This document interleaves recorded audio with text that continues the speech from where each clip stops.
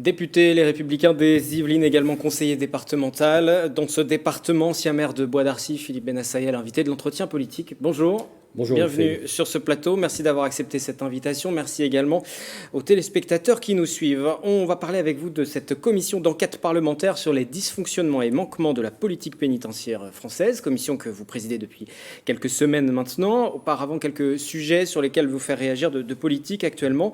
Le premier concerne la présidentielle. On en parle beaucoup au niveau national. Votre famille politique hésite encore entre un congrès pour désigner le candidat ou une primaire, donc pour désigner son ou sa candidate d'ailleurs.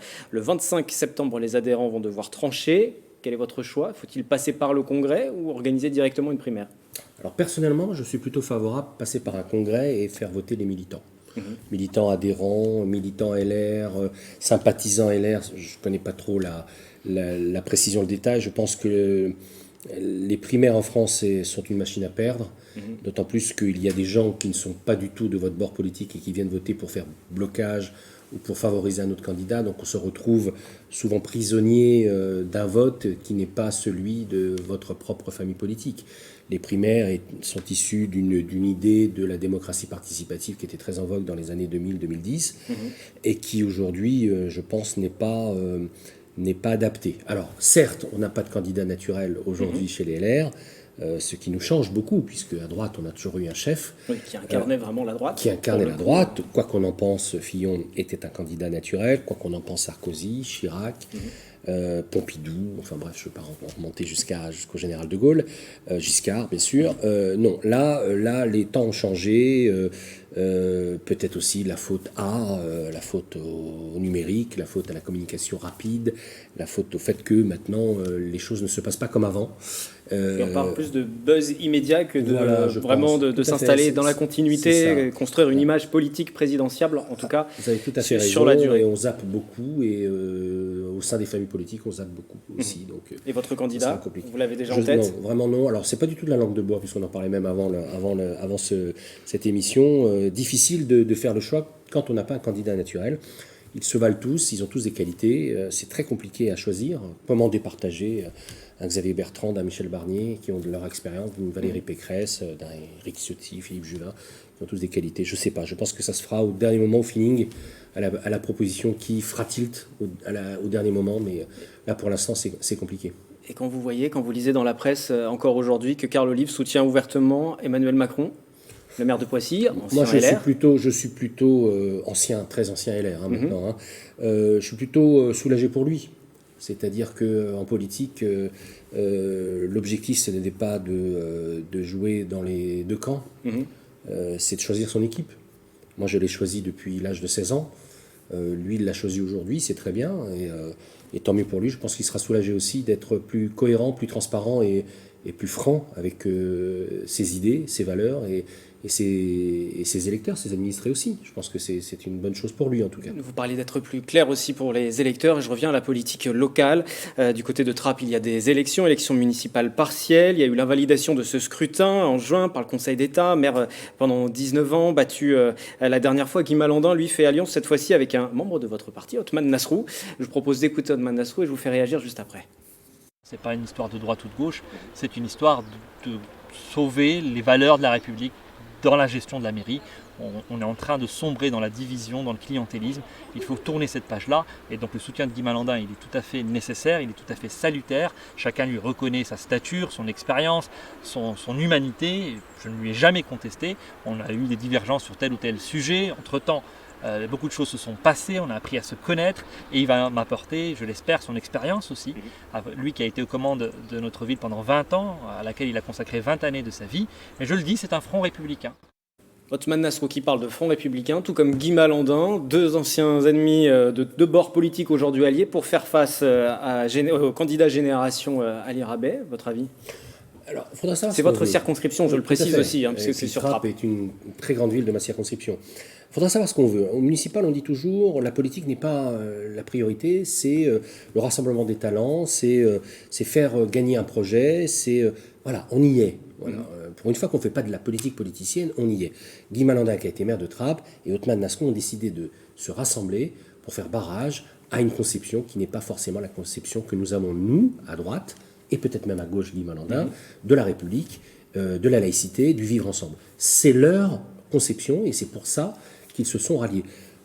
Moi, j'ai fait du rassemblement aussi quand j'étais à Bois d'Arcy.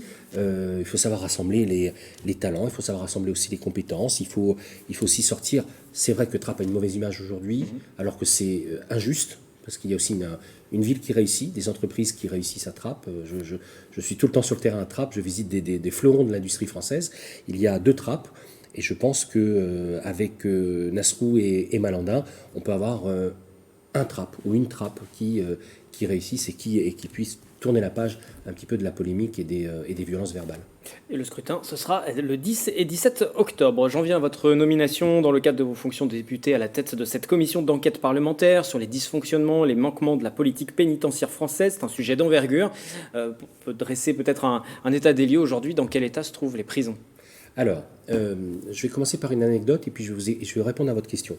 En général, le 31 décembre, lorsque les politiques se déplacent, ils vont toujours dans un commissariat. Ils vont toujours dans une caserne, de pompiers, gendarmes, qui est très bien. Jamais dans un centre pénitentiaire. Je pense que la prison est parfois le parent pauvre de la société française. Parent pauvre qui rassemble tous les problèmes de la société française. Un personnel pénitentiaire mal reconnu, souvent mal payé, des problèmes de logement autour du personnel pénitentiaire, des problèmes de radicalité, problèmes d'aumônerie, problèmes de rénovation, problèmes de place. Il y a un peu plus de 60 000 détenus en France aujourd'hui. Il y en aura probablement 70 000 dans quelques années. On est pour combien de places ? Justement, il nous manque entre 15 et 20 000 places de prison. C'est grave, d'autant plus qu'il faut savoir qu'une place de prison en France, c'est entre 200 et 300 000 euros la place. Vous voyez, quand vous faites l'addition, si vous faites 15 000 ou 20 000 places en plus, on se chiffre en centaines de millions, voire 1 milliard, 2 milliards. Donc la prison est vraiment le parent pauvre et ensuite doit faire face à tous les problèmes de la société aujourd'hui. Et la commission d'enquête parlementaire est faite pour ça. Le député doit contrôler les politiques publiques et il doit surtout faire des enquêtes, commission d'enquête parlementaire. On fait des enquêtes, c'est-à-dire qu'on interroge les acteurs principaux de l'univers pénitentiaire pour savoir ce qui dysfonctionne et ce qui fonctionne. On a l'impression, en plus à vous écouter, vous le confirmez, qu'il y a énormément de dysfonctionnements. On parle souvent de surpopulation carcérale, mais effectivement, vous l'avez dit, il y a la radicalisation, le problème du personnel aussi pour encadrer tous ces détenus. Au final, est-ce que vous aurez assez de temps pour mener cette commission ? Parce que le mandat, n'oublions pas que les prochaines élections législatives vont se dérouler l'année prochaine. Et puis, au-delà de ça, très bien, on fait un état des lieux. Et ensuite, parce que ces dysfonctionnements, certes, on n'en connaît peut-être pas le détail, mais on sait très bien qu'il y en a. Les cours européennes ont déjà épinglé à plusieurs reprises la France sur ces sujets-là, par exemple. Donc, quelle finalité ? Alors, vous avez raison. Alors, d'abord, déjà, juste un chiffre. En maison d'arrêt, c'est les petites peines et les préventives, il y a 140% de surpopulation. C'est-à-dire qu'il y a beaucoup plus de détenus que de places de prison. On est face à des situations dramatiques. Il y a des détenus qui dorment sur des matelas. Il y a des milliers de matelas dans les cellules françaises. Je vous rappelle, Wilfried, qu'il y a une loi en 2009, une loi française, qui oblige l'encellulement individuel. Encellulement individuel qui n'est pas respecté, faute de place. Donc vous voyez, on cumule beaucoup de problèmes. Alors on a 4 ou 5 mois devant nous pour pouvoir auditionner tout le monde. Associations, syndicats, ministres, ministères, organismes publics, pour essayer de sortir une sorte de livre blanc et qui nous permettent de faire des propositions. Alors vous allez me dire, le timing est mauvais. C'est pas moi qui fais le timing, c'est l'Assemblée nationale, c'est le président de l'Assemblée nationale. Mais c'est vrai qu'on est face à une situation politique un peu sensible, puisqu'on va rendre nos travaux, d'autant plus que moi je suis président de la commission d'enquête et que ma rapporteure est députée de la majorité. Donc c'est toujours le petit jeu parlementaire. On essaie d'épicer les problèmes. Nous, hein, on n'est jamais simple. Donc on va essayer de faire des propositions. On a décidé, elle et moi, cette députée En Marche et moi, de faire vraiment un travail objectif, sincère, parce qu'on a vraiment, elle et moi, le souci de sortir les prisons de l'ornière, de l'impasse dans lesquelles elles se trouvent aujourd'hui. Il y a beaucoup de problèmes, je l'ai dit. Il y a des problèmes de rénovation de prisons. Les prisons sont très vétustes. Celle de Bois d'Arcy est très vétuste, par exemple. Je pense à celle de Poissy aussi. Celle de Poissy, la prison des femmes de Versailles. Il y a énormément de sujets. Je visite énormément de prisons. J'ai visité 25 prisons en un an, ce qui est beaucoup. Et je fais toujours le même constat. Vous avez soit des prisons extrêmement vétustes en centre-ville, soit des prisons modernes, hors les murs, comme on dit, comme à Draguignan ou à Mont-de-Marsan, où ce sont des prisons 2.0, c'est-à-dire que les détenus sont en liberté dans la prison. Ils font leur potager, ils font leur sport, etc. Donc on est face à deux sujets, c'est-à-dire qu'on a une vétusté et à la fois une modernisation des prisons. Ce qu'a fait le gouvernement depuis 5 ans est insuffisant. Ils ont fait 2000 places de prison, à peu près entre 1700 et 2000 places de prison, ce qui est largement insuffisant par rapport aux promesses du candidat Macron. Donc il nous faut entre 15 000 et 20 000 places de prison, il faut les faire.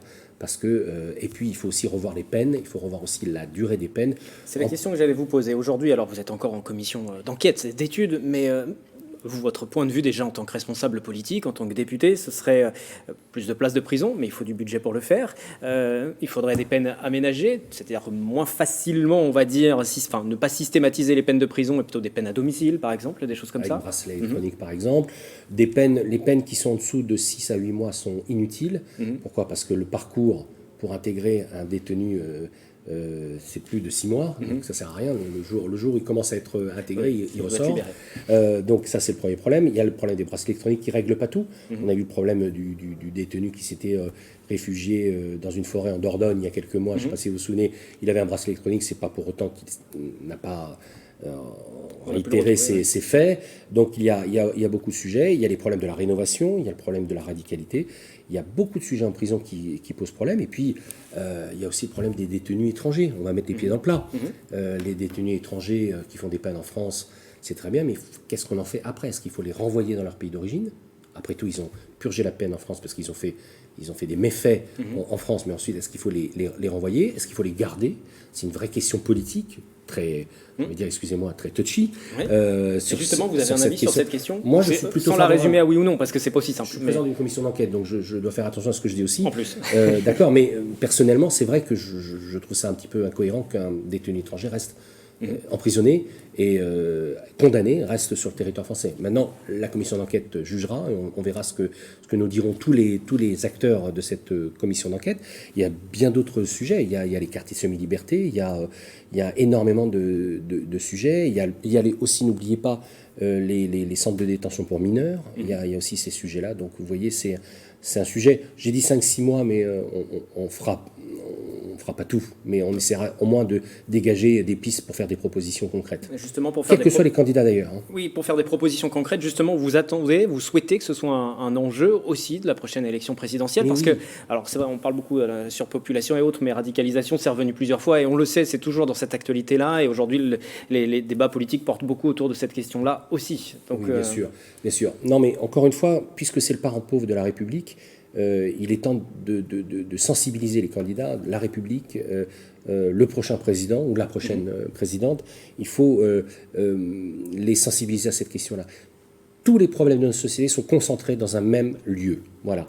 Les problèmes à la fois, je vous l'ai dit, de logement, de rénovation, de radicalité, d'aumônerie, d'avancement de grade, de salaire, de logement. Je tiens à vous préciser que les petits jeunes, je les appelle les petits jeunes parce que je les connais, les petits jeunes qui sortent des concours et qui arrivent en maison d'arrêt ou en centre de détention voilà, ils souvent ne trouvent pas de logement pour se loger. Ils dorment dans leur voiture. Donc il y a tous les sujets qui sont concentrés. Il faut vraiment aujourd'hui prendre à bras-le-corps ce sujet. D'abord parce que ça touche la sécurité, ça touche aussi la justice. Comment sont respectées les peines qui sont ensuite ordonnées, si elles ne peuvent pas être exécutées derrière, forcément, il y a dysfonctionnement de la justice. Il y a dysfonctionnement. Donc vous voyez on est à l'intersection de plusieurs sujets et de plusieurs ministères. Merci beaucoup Philippe Bennassaya, député des Yvelines, d'être venu nous parler de cette commission, et vous reviendrez avant la fin de votre mandat pour en faire un bilan justement, et on se retrouve bientôt sur TV78 pour un nouvel entretien politique.